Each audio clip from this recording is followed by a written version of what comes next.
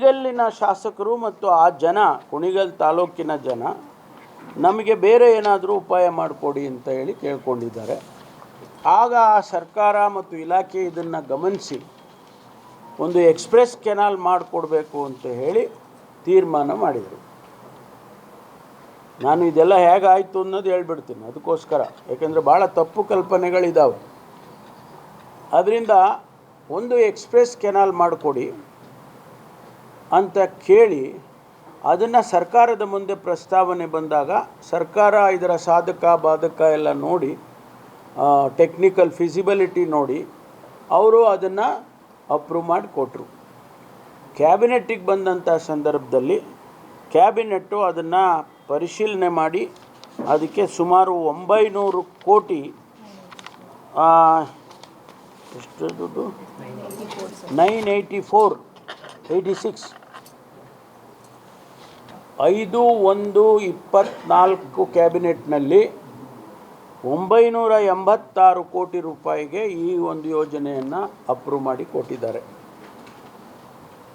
ಇದಾದ ಮೇಲೆ ಸ್ವಾಭಾವಿಕವಾಗಿ ಪ್ರಶ್ನೆಗಳು ಬಂತು.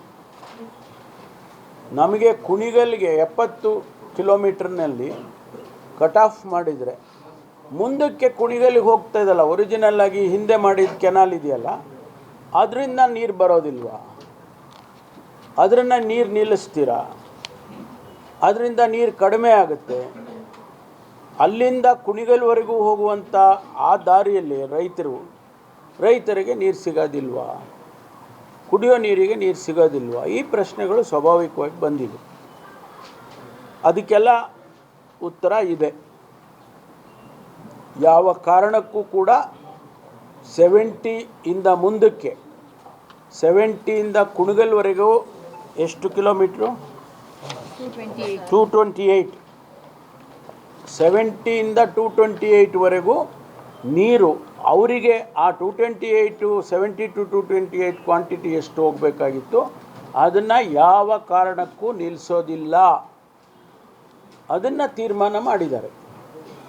ತೀರ್ಮಾನ ಮಾಡಿ ಕುಣಿಗಲ್ಗೆ ಹೋಗೋದನ್ನು ಮಾತ್ರ ನೇರವಾಗಿ ಎಕ್ಸ್ಪ್ರೆಸ್ ಕೆನಾಲ್ನಲ್ಲಿ ತೊಗೊಂಡು ಹೋಗಬೇಕು, ಈ ಭಾಗಕ್ಕೆ ಹೋಗ್ತಕ್ಕಂಥ ನೀರನ್ನು ಕಂಟಿನ್ಯೂ ಮಾಡಬೇಕು ಅಂಥೇಳಿ ತೀರ್ಮಾನ ಮಾಡಿದ್ದಾರೆ.